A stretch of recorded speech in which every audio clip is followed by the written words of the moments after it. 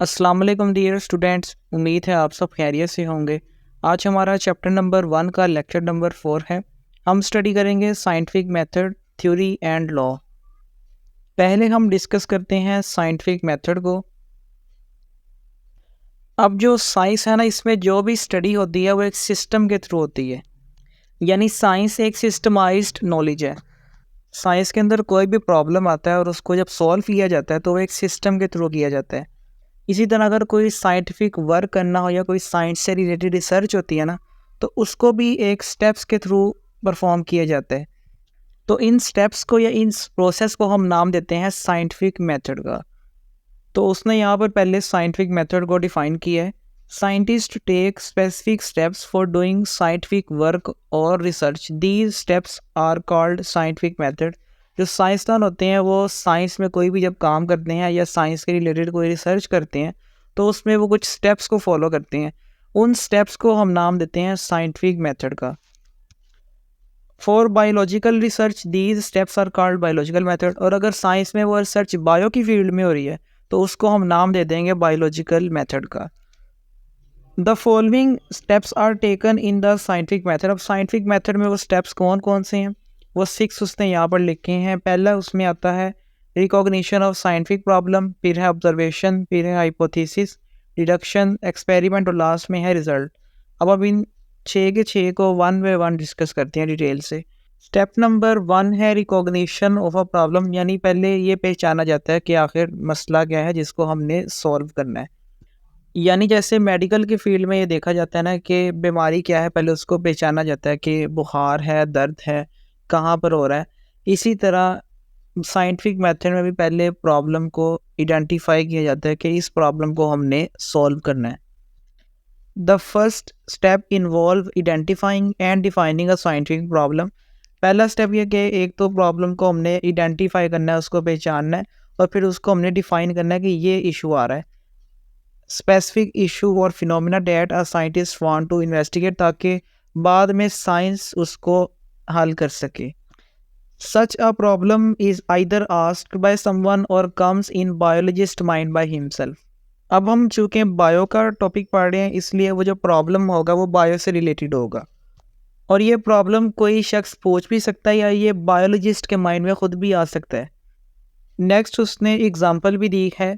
For example a biologist notice that plants in an area are growing taller than usual. एक biologist है जो कि biology की field का एक्सपर्ट है, वो किसी जगह पर देखता है कि जो वहाँ पर दरख्त या पौधे मौजूद है ना, वो काफ़ी ज़्यादा लंबे हैं, यानी जो नॉर्मल उनकी लंबाई होती है उससे ज़्यादा लंबे हैं। तो ये उसको एक ना प्रॉब्लम दिखा है।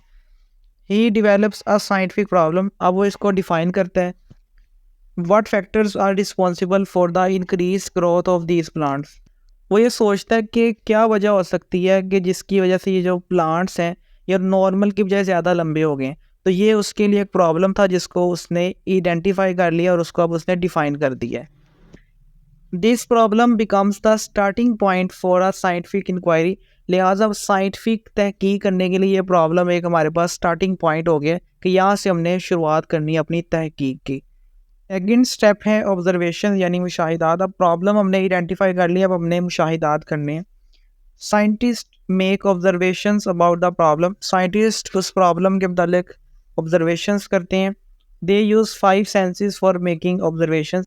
अब इन ऑब्जर्वेशंस को रिकॉर्ड करने के लिए 5 सेंसेस का यूज़ किया जाता है। वो कौन कौन सी हैं? एक तो है हेयरिंग, यानी हम चीज़ों को सुन सकते हैं, उसके ज़रिए हम मुशाहिदा कर सकते हैं। दूसरा है स्मेल, किसी चीज़ को सूंघ कर हम उस चीज़ का मुशाहिदा कर सकते हैं। तीसरे नंबर पे आता है टेस्ट, हम उस चीज़ को टेस्ट करके भी उसका मुशाहिदा कर सकते हैं।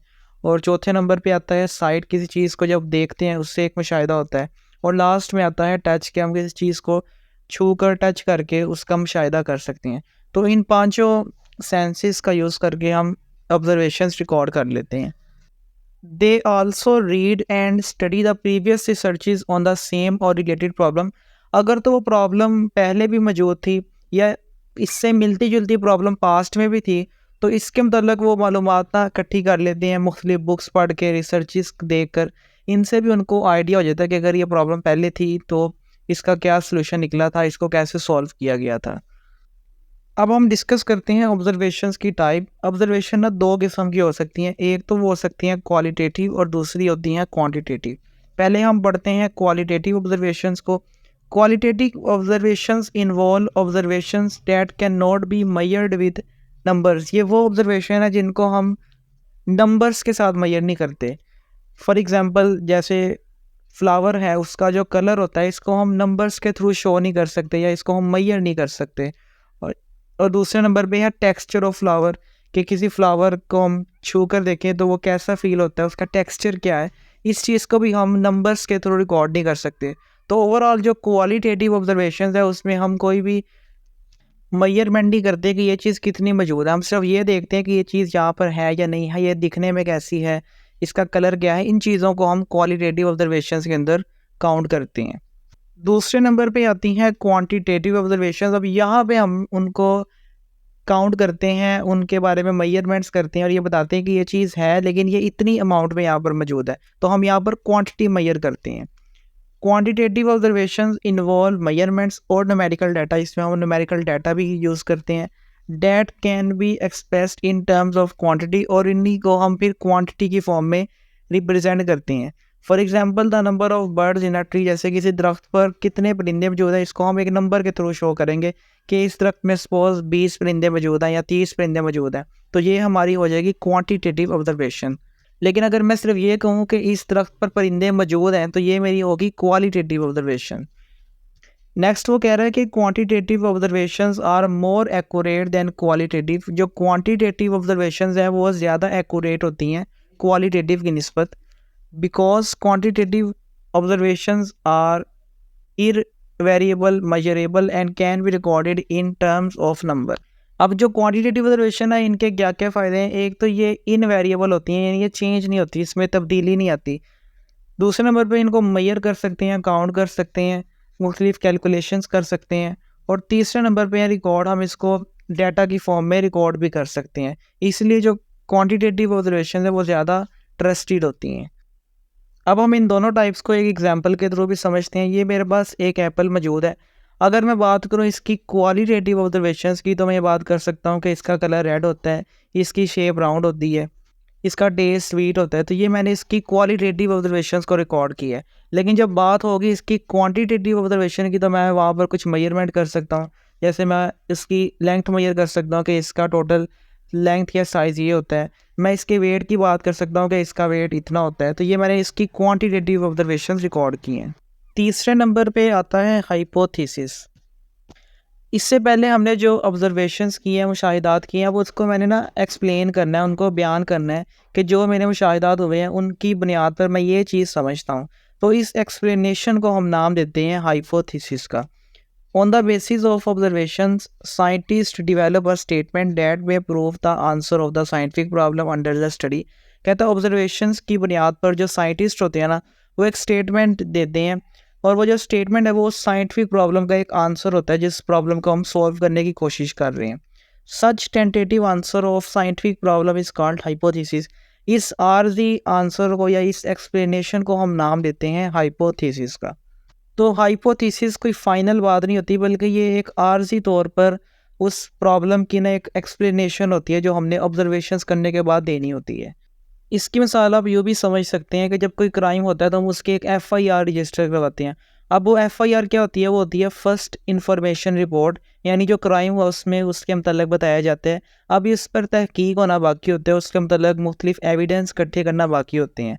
तो ये जब इब्तदाई रिपोर्ट है, बिल्कुल इसी तरह साइंटिफिक मेथड में भी एक इब्तदाई हमें स्टेटमेंट देनी होती है जिसको हम नाम देते हैं हाइपोथेसिस का।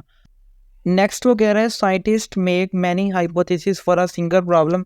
एक प्रॉब्लम के लिए ना कई हाइपोथेसिस बनाई जा सकती हैं। A hypothesis has the following characteristic. अब हाइपोथेसिस की ना कुछ खसूसियात होती हैं जो उसने डिस्कस की हैं। पहली इसकी प्रॉपर्टी या खसूसियत होती है, it is a proposed statement to answer the problem. ये जो हमारा प्रॉब्लम है ना, उसको आंसर करने के लिए ये एक तजवीज़ करदा बात होती है, ये हतमी बात नहीं होती है, अभी इसको हमने टेस्ट करना होता है। दूसरी इसकी कैरेक्टरिस्टिक होनी चाहिए, it always matches with the available observations. ये जो हमने ऑब्जर्वेशंस की हैं उनके साथ मैच करनी चाहिए, उनकी बुनियाद पर हम इसको परफॉर्म करते हैं। यानी जो ऑब्जर्वेशन हमने रिकॉर्ड किए हैं अगर वो हाइपोथेसिस उस ऑब्जर्वेशन से बिल्कुल डिफरेंट हम कर रहे हैं तो ऐसा नहीं होना चाहिए, बल्कि हाइपोथेसिस को उन ऑब्जर्वेशंस के अकॉर्डिंग होना चाहिए। It can be tested through the experiment, हम इसको टेस्ट भी कर सकते हैं और एक्सपेरिमेंट करके, ताकि हमें ये पता लग सके हाइपोथेसिस ठीक है भी या नहीं है। There is always a way to disapprove the hypothesis.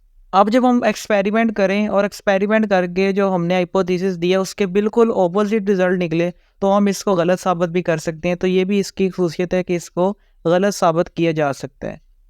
Next उसने बॉक्स में लिखा है कि information is also gathered by the reading books. Information कई तरीक़ों से हासिल की जा सकती है, उसमें एक तरीका ये कि किताबें ज़्यादा से ज़्यादा रीड की जाएँ। It help to understand existing knowledge. इससे एक तो ये फ़ायदा होता है कि जो उस टॉपिक के या उस प्रॉब्लम के मतलब पहले से नॉलेज इल्म मौजूद है उसके बारे में पता लग जाता है। एंड फार्मूलेट हाइपोथेसिस, और हाइपोथेसिस बनाने में आसानी हो जाती है। हाइपोथेसिस को हम एक एग्जांपल से समझते हैं। सपोज़ कि आप एक चीज़ की ऑब्जर्वेशन करते हैं कि अगर हम प्लांट्स को विंडो के करीब रखते हैं ना, तो वो ज़्यादा लंबा ग्रो करते हैं, उनकी लंबाई ज़्यादा हो जाती है। और अगर मैं प्लांट्स को विंडो से दूर किसी साए वाली जगह पर रखता हूँ तो वो कम लंबा ग्रो करते हैं, उनकी लंबाई कम रहती है। तो ये एक आपने ऑब्जर्वेशन किया, वो आपने इस ऑब्जर्वेशन को ना रिकॉर्ड करना है, इसके मतलब आपने एक स्टेटमेंट देनी है। तो आप ये कह सकते हैं कि प्लांट्स को अगर सनलाइट मिले तो वो ज़्यादा लंबा ग्रो करते हैं, उनकी लंबाई ज़्यादा हो जाती है। तो ये एक आपने क्या दे दिया, स्टेटमेंट। इस स्टेटमेंट को आप नाम दे दोगे हाइपोथेसिस का। बाद में आप इस हाइपोथेसिस को टेस्ट भी कर सकते हैं कि जो बात मैंने की है ये ठीक है भी या नहीं है। फोर्थ नंबर पे स्टेप आता है डिडक्शन का। डिडक्शन का मतलब होता है अखज़ करना, यानी जो हमने अब हाइपोथेसिस डेवलप किया ना, मुझसे क्या रिज़ल्ट अखज़ कर सकते हैं, उन रिज़ल्ट को हम नाम देते हैं डिडक्शंस का। Scientist develop logical result from their hypothesis. जो साइंसदान होते हैं वो अपनी हाइपोथेसिस जो उन्होंने डेवलप की हैं उनसे अब वो रिज़ल्ट निकालते हैं, और वो रिज़ल्ट लॉजिकल होते हैं, उसकी कोई लॉजिक होती है। Such logical results of hypothesis are called deductions. और इन लॉजिकल रिजल्ट्स को जो हमने हाइपोथेसिस से ड्रॉ किए हैं, निकाले हैं, इनको हम नाम देते हैं डिडक्शंस का। Usually deductions follow the pattern of if then statements. अब डिडक्शंस के अंदर ना हम इफ़ देन स्टेटमेंट्स का यूज़ करते हैं, यानी अगर ये बात है तो ये होगा। जैसे अगर सूरज निकलता है तो रोशनी होगी, ये एक इफ़ देन स्टेटमेंट है। इसी तरह अगर हम खाना खाएंगे तो हमें एनर्जी मिलेगी, तो ये भी क्या है, इफ़ देन स्टेटमेंट। तो साइंटिस्ट भी ये सोचते हैं कि अगर हाइपोथेसिस ट्रू है तो ये बात होनी चाहिए, ये रिजल्ट निकलने चाहिए। Scientist assume that if hypothesis is true, अगर हाइपोथेसिस हमारी ठीक है, जो बात हमने की है, जो स्टेटमेंट दी है वो ठीक है, then what might be the result, तो क्या रिज़ल्ट हो सकते हैं। तो इफ़ देन स्टेटमेंट का यूज़ किया जाता है। नेक्स्ट उसने एक एग्जांपल दिया है कि सपोज हम एक हाइपोथेसिस बनाते हैं कि जो प्लांट्स है ना उनके पत्तों का कलर ख़त्म हो रहा है, और दूसरा उन प्लांट्स की जो ग्रोथ है वो नॉर्मल नहीं हो रही। इन दोनों मसाइल की एक वजह कि जो मिट्टी है ना जिसमें वो ग्रो कर रहे हैं उसमें आयरन की कमी है, जिसकी वजह से हमें ये दोनों मसाइल देखने को मिल रहे हैं। तो ये हमने एक क्या बना लिया, हाइपोथेसिस बना ली है। नेक्स्ट अब हमने इस हाइपोथेसिस से डिडक्शन करनी है कि हम क्या नतीजा अखज़ करते हैं। तो हम ये कह सकते हैं कि जो प्लांट्स के जो अलामात हमें देखने को मिल रही हैं उसकी वजह कि आयरन की कमी है वहाँ पर। तो जब हम आयरन सॉइल में ज़्यादा कर देंगे, आयरन की कमी को ख़त्म कर देंगे, तो प्लांट्स की ग्रोथ भी नॉर्मल हो जानी चाहिए, और जो प्लांट्स के पत्ते हैं उनका कलर भी चेंज नहीं होना चाहिए। तो ये हमने एक नतीजा अखज़ किया अपनी हाइपोथेसिस से। इस एग्जाम्पल को उसने यहाँ पर लिखा है, leaf discoloration and stunted growth in a plants are caused by the deficiency of iron in the soil. जो पत्तों का कलर चेंज हो रहा है या ख़त्म हो रहा है, और प्लांट्स की जो ग्रोथ नॉर्मल नहीं हो रही है, यानी स्टंटेड ग्रोथ हो रही है, इन दोनों प्रॉब्लम्स की वजह है कि मिट्टी के अंदर आयरन की कमी है। तो इससे डिडक्शन हम क्या बनाएंगे, if iron deficiency is causing the symptom, अगर तो इन अलामात की वजह आयरन की कमी है, then adding iron in the soil will improve the colour of the leaves and promote plant growth. तो हमें सॉइल में अगर आयरन को ऐड करना पड़े तो उससे ना सिर्फ प्लांट्स का कलर ठीक हो जाएगा बल्कि उनकी जो ग्रोथ है वो भी नॉर्मल हो जाएगी। फिफ्थ नंबर पे आता है एक्सपेरिमेंट। अब हमने एक्सपेरिमेंट करके अपनी हाइपोथेसिस को, अपने रिजल्ट्स को साबित करना है कि वाकई में ऐसा होता भी है कि नहीं होता। It is the most basic step of scientific method. ये साइंटिफिक मेथड का एक बुनियादी स्टेप है। Scientist perform experiments to test all the hypothesis. जितनी भी हमने हाइपोथेसिस डेवलप की है ना, अब हमने एक्सपेरिमेंट्स की वजह से उन हाइपोथेसिस को टेस्ट करना है कि ये बात ठीक है या गलत है। In a successful experiment one hypothesis is proved correct and the alternate hypothesis are proved incorrect. जब हम एक्सपेरिमेंट करते हैं तो या तो उससे वो हाइपोथेसिस साबित हो जाती है या फिर उस हाइपोथेसिस के जो उल्ट बात है वो गलत साबित हो जाती है। The incorrect hypothesis are rejected and the proved one is accepted. वो हाइपोथेसिस जो कि सही साबित हुई है उसको मान लिया जाता है और वो हाइपोथेसिस जो कि गलत साबित हुई है उसको भी रिजेक्ट कर दिया जाता है। Scientist make new deduction from the accepted hypothesis. अब वो हाइपोथेसिस जो कि सही साबित हुई है जिसको मान लिया गया है उससे फिर आगे नई डिडक्शंस की जाती हैं, नए नतीजे अखज़ किए जाते हैं। Then they perform further experiment and confirm the correctness of the hypothesis. तो साइंटिस्ट मज़ीद एक्सपेरिमेंट करते हैं और उस हाइपोथेसिस को सही मानने की, सही कन्फर्म करने की कोशिश करते हैं। जैसे ये हाइपोथेसिस है, अगर ये सही साबित हो जाती है तो इसको एक्सेप्ट कर लिया जाता है, और हाइपोथेसिस बी है, अगर ये सही साबित नहीं होती तो इसको रिजेक्ट कर दिया जाता है एक्सपेरिमेंट करने के बाद। नेक्स्ट उसने इसी टॉपिक के अंदर ना दो चीज़ों को कंपेयर किया है, एक है एक्सपेरिमेंटल ग्रुप और दूसरा है control group. When scientist do experiment they arrange two setting. जब भी साइंटिस्ट एक्सपेरिमेंट करते हैं ना अपनी हाइपोथेसिस को प्रूव करने के लिए, तो वो दो किस्म के ग्रुप बनाते हैं। एक को नाम दिया जाता है एक्सपेरिमेंटल ग्रुप का और दूसरे ग्रुप को नाम दिया जाता है कंट्रोल ग्रुप का। हम इन दोनों ग्रुप्स को एक एग्जाम्पल की मदद से समझते हैं जो उसने यहाँ पर दी है। सपोज़ मैं एक एक्सपेरिमेंट करना चाह रहा हूँ जिसमें मैं ये देखना चाहता हूँ कि जो प्लांट्स हैं अगर मैं उनको कार्बन डाइऑक्साइड ना दूँ तो क्या वो फोटोसिंथेसिस कर सकते हैं कि नहीं कर सकते। अब वैसे जो फोटोसिंथेसिस का प्रोसेस होता है ना उसमें प्लांट्स कार्बन डाइऑक्साइड, सनलाइट और वाटर को यूज़ करके ना अपनी खुराक तैयार करते हैं।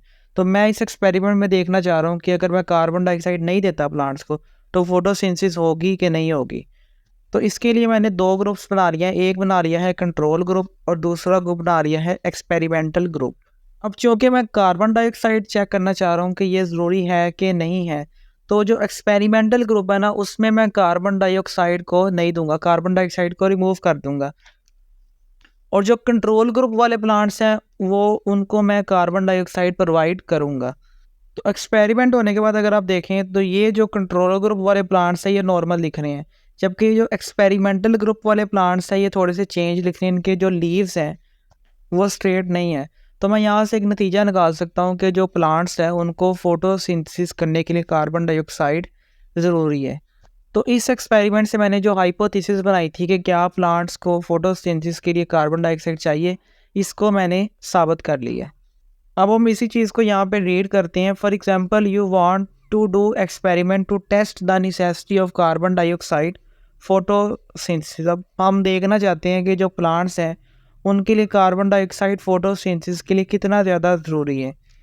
You will arrange two similar plants. अब आप दो ग्रुप्स बनाएंगे, उनमें एक ही तरह के प्लांट्स लेंगे। You will not provide carbon dioxide to one plant experimental group. अब एक ग्रुप को एक्सपेरिमेंटल ग्रुप कहेंगे क्योंकि आप उसमें कार्बन डाइऑक्साइड नहीं प्रोवाइड कर रहे। While you will provide carbon dioxide to the other plant which is control group. जबकि आप जो दूसरा ग्रुप है उसके प्लांट्स को कार्बन डाइऑक्साइड प्रोवाइड करेंगे और वो आपका हो जाएगा control group. The necessity of carbon dioxide will be proved when photosynthesis does not occur in the experimental group but occur in the control group.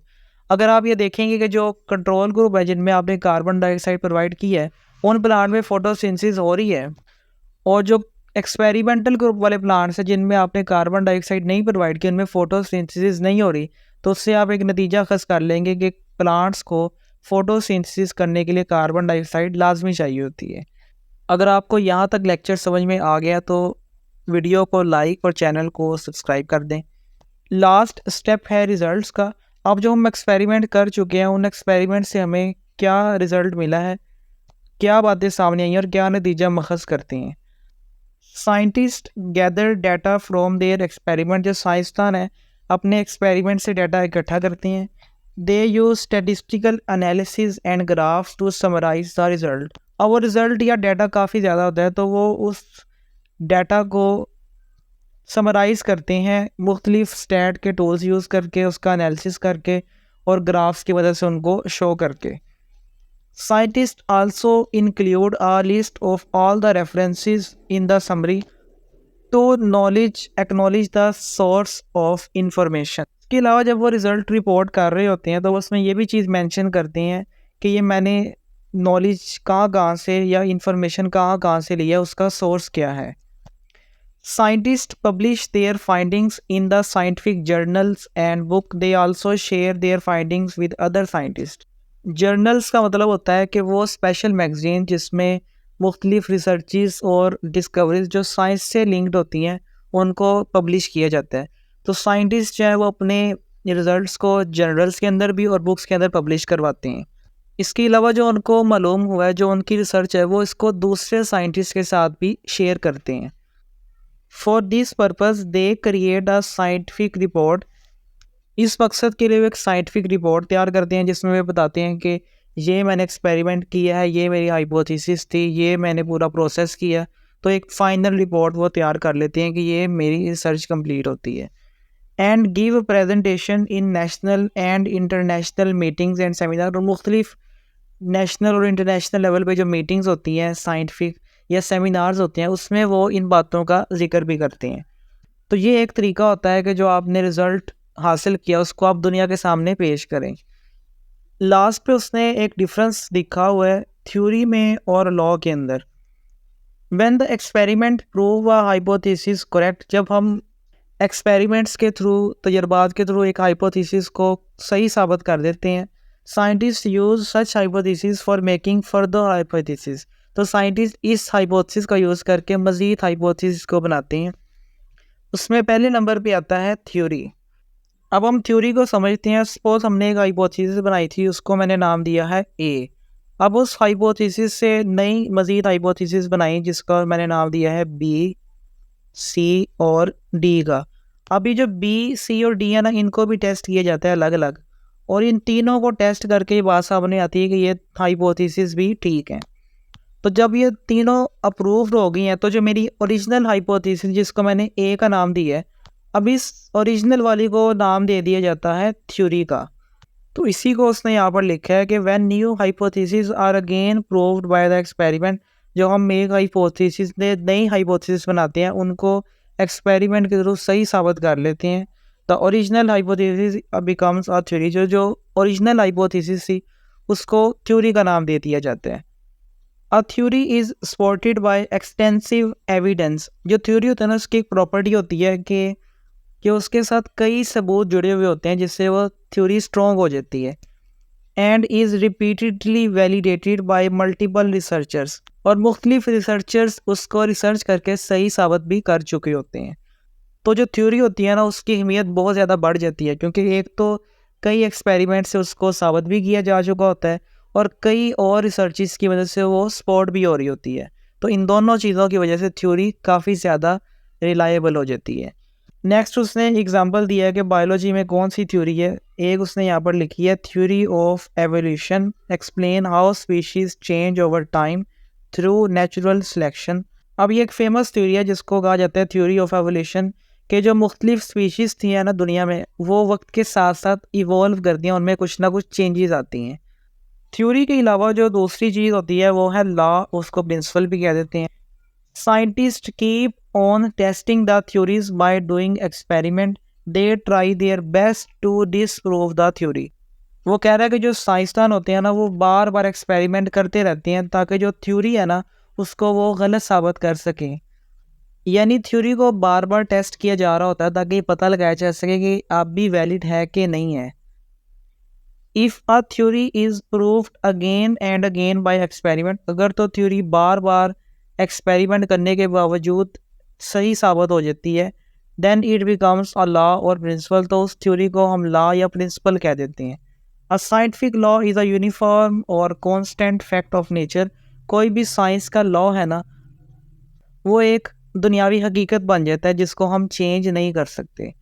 यानी लॉ या कानून एक हकीकत बन जाता है और कोई भी उसको चैलेंज नहीं कर सकता, और ये मान लिया जाता है कि हमारी नेचर में ये काम इस लॉ के ज़रिए हो रहा है। अब जो लॉज हैं ना वो ओवरऑल बहुत थोड़े होते हैं और बायो में भी बहुत ही कम लॉज हैं। उसमें से दो के उसने यहाँ पर नाम लिखे हैं कि हार्डी वैनबर्ग लॉ और दूसरा लॉ है Mendel's law of inheritance. Last में जो हमने पूरा साइंटिफिक मेथड पढ़ा है, मुख्तलिफ स्टेप्स पढ़े हैं, उसमें एक फ्लो चार्ट डायग्राम में यहाँ पर दिखा दिया है कि कोई भी बायोलॉजिकल प्रॉब्लम हम पहले आइडेंटिफाई करते हैं, उसको पहचानते हैं, उसको फिर हम ऑब्जर्वेशंस की मदद से रिकॉर्ड करते हैं, फिर हम उस ऑब्जर्वेशंस की बुनियाद पर हाइपोथेसिस बनाते हैं कि ये स्टेटमेंट है इस प्रॉब्लम के मतलब। फिर हम उस हाइपोथेसिस से मुख्तलिफ नतीजे अखज़ करते हैं जिनको हम डिडक्शंस कहते हैं। फिर उन डिडक्शंस के बाद हम एक्सपेरिमेंट करते हैं जिसमें हम दो ग्रुप बनाते हैं, एक है एक्सपेरिमेंटल ग्रुप और दूसरा है कंट्रोल ग्रुप। अब अगर तो इन एक्सपेरिमेंट के बाद वो जो हाइपोथेसिस है वो गलत साबित हो जाती है तो उसको रिजेक्ट कर दिया जाता है और वापस से फिर जाकर एक नई हाइपोथेसिस रिकॉर्ड की जाती है या नई हाइपोथेसिस डेवलप की जाती है। लेकिन अगर वो हाइपोथेसिस सही साबित हो जाती है, अप्रूव हो जाती है, तो उसको फिर रिज़ल्ट्स की फॉर्म में रिपोर्ट किया जाता है। फिर उसको मज़ीद आगे टेस्ट किए जाते हैं। अगर वो टेस्ट होने के बावजूद सर्वाइव कर जाती है, टेस्ट उसको सपोर्ट करते हैं, तो उसको हम नाम दे देते हैं थ्योरी का। और थ्योरी के बाद मज़ीद उसको जब टेस्ट किया जाता है और फाइनली उसमें कोई भी नुक्स नहीं निकलता तो वो बन जाती है लॉ या प्रिंसिपल। यहाँ पर आपका आज का लेक्चर कंप्लीट होता है। उम्मीद है आपको ये टॉपिक अच्छे से समझ में आया होगा। अगर आपको वीडियो अच्छी लगी तो वीडियो को लाइक, शेयर और चैनल को सब्सक्राइब कीजिएगा। आपसे मुलाकात होगी नेक्स्ट लेक्चर में। अल्लाह हाफिज़।